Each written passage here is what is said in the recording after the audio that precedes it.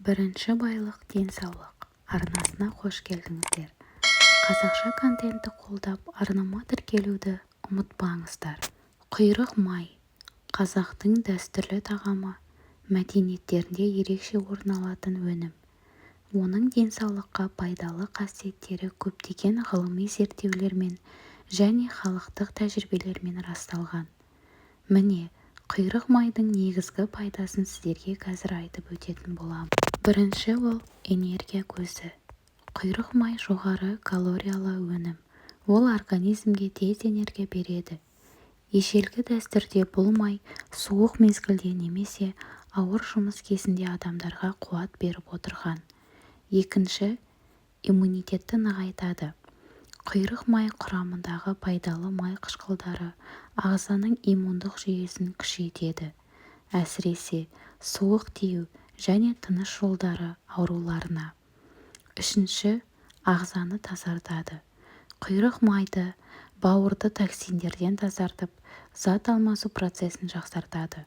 Халық медицинасында ол асқазан ішек жолдарының жұмысын жақсарту үшін де қолданылған. Төртінші, тыныс алу жолдарына пайдасы. Халық емінде құйрық майы өкпе және суық тию ауруларын емдеу үшін пайдаланылған.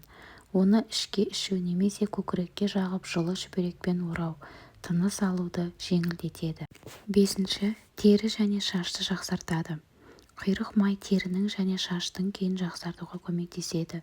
Оның құрамындағы пайдалы майлар теріні ылғалдандырып, жасушаларды қоректендіреді. Алтыншы, қабынуға қарсы әсері. Майдың құрамындағы табиғи қышқылдар ағзадағы қабынуды азайтып, буындардың жұмысын жақсартады. Бұл әсіресе артрит және ревматизм кезінде маңызды. Жетінші, витаминдер көзі.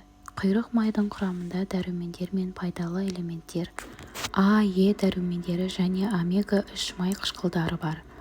Олар ағзаның жасушаларын қорғап, қартаю процесін баяулатады. 8. Тамақтанудағы маңызы.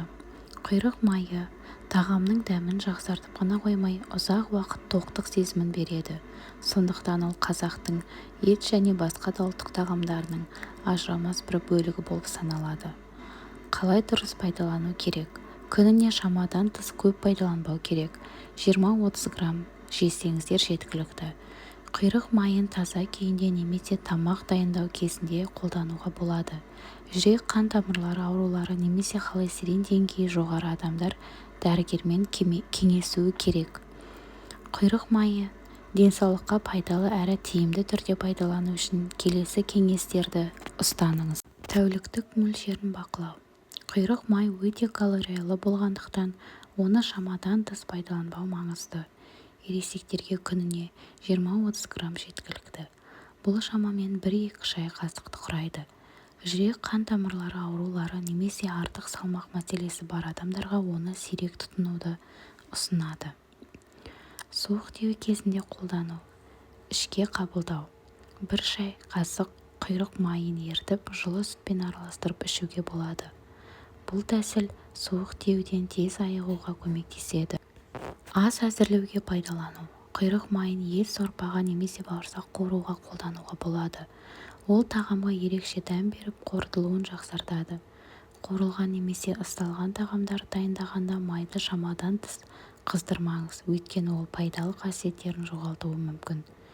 Буын және бұлшықет ауырсынуда құйрық майын аздап жылытып, ауырған жерге жағып жақсылап уқалаңыз. Бұл қан айналымын жақсартып, ауырсынуды азайтуға көмектеседі. Теріні және шашты күту. Теріні ылғалдандыру. Құйрық майын аз мөлшерде қол және аяқ немесе құрғақ жерлерге жағыңыз. Бұл теріні жұмсартып, жарқыратады. Шаш күтімі кезінде құйрық майын бас терісіне жағып, 20-30 минутқа қалдырып, жылы сумен жуыңыз. Бұл шашты нәрлендіріп, оны жылтыратады. Балаларға пайдалану. Балалар үшін құйрық майын өте аз мөлшерде пайдаланыңыз. Жарты шай қасық суық тию кезінде немесе иммунитетті нығайту мақсатында жылы сүтке араластырып беруге болады. Терісі құрғақ немесе қабыршықтанған жағдайда майды массаж ретінде ертіп уқалайсыздар. ескерту және шектеулер. Егер сізде жоғары холестерин, өт қабы немесе бауыр аурулары болса, құйрық майын қолданар алдында дәрігермен кеңесіңіз. Майды таза, табиғи түрде сақтаңыз және сақтау мерзімін қадағалаңыз. Суық, тыю және жөтел кезінде құйрық майды тыныс алу жолдарын жылытып, иммунитетті нығайтатын кезде ішке қабылдайсыз. Бір шай қасық құйрық майын ерітіп, жылы сүтке немесе бал қосылған суға араластырып ішіңіз. Бұл жөтелді басып, қақырықты сұйылтады. Күніне 1-2 рет қабылдаңыз. Сыртқа қолдану. Құйрық майын аздап жылытып, көкірекке, арқаға немесе табанға жағып, жылы шүберекпен ораңыз. Бұл қан айналымын жақсартып, тыныс алуды жеңілдетеді.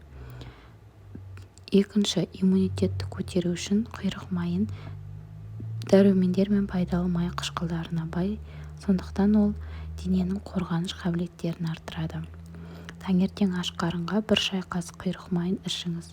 Оны жылы немесе шөп шаймен ішуге болады. Аптасына 3 рет, 4 рет қолдансаңыз жеткілікті. Буын және бұлшықет ауырсынуда құйрық майы қабынуға қарсы әсер етеді және ауырсынуды азайтады. Құйрық майын аздап жылытыңыз. Қол күймейтіндей температурада. Ауырған жерге жағып жақсылап уқалаңыз. Үстінен жылы шүберекпен жауып бірнеше сағатқа қалдырыңыз. Құйрық майын сақтаудың ережелері. Құйрық майы сақтауға келмей қалуы мүмкін, егер оны дұрыс сақтамасаңыз. Міне оны ұзақ уақыт бойы сақтап, сапасын жоғалтпай қолдану үшін бірнеше кеңес беремін. Сақтау орны. Құйрық майын салқын және қараңғы жерде сақтаңыз. Сақтау әдісі.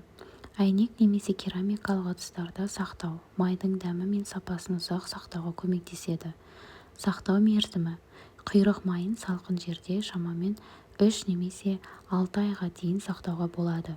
Бірақ ол ұзағырақ сақталып жақсаруы үшін оны тоңазытқышқа сақтауға кеңес беремін. Құйрық майды басқа да табиғи өнімдермен біріктірсек не болады? Мысалы, балмен араластырсаңыз, құйрық майын балмен араластырып ішке қабылдау асқазан мен ішек жолдарын қорғауға және де қақырықты шығару процесін жеңілдетуге көмектеседі. Сарымсақпен қолдансаңыз, оны сарымсақпен араластырып қабынуға қарсы әсерін арттыра аласыз.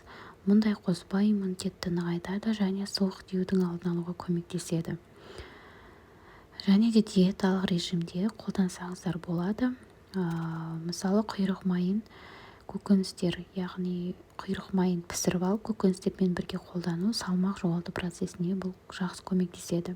Бұл май клетчатканы сіңіруді өте жеңіл өткізеді және тойымдылық сезімін ұзағырақ сақтауға болады. Шамадан тыс тұтынбау керек. Құйрық майдың мөлшерін күніне 1-2 шай қасықтан асырмай қолданыңыздар. Қорытынды. Құйрық майы көптеген ауруларды емдеуде және де денсаулықты жақсартуда өте пайдалы құрал. Дегенмен оны дұрыс қолдануды бақылау, шектеулі мөлшерде пайдалану және қажет болған жағдайда маманмен кеңесу маңызды. Ақпарат пайдалы болса, арнама тіркелуді, лайк басуды, пікір қалдыруды ұмытпаңыз.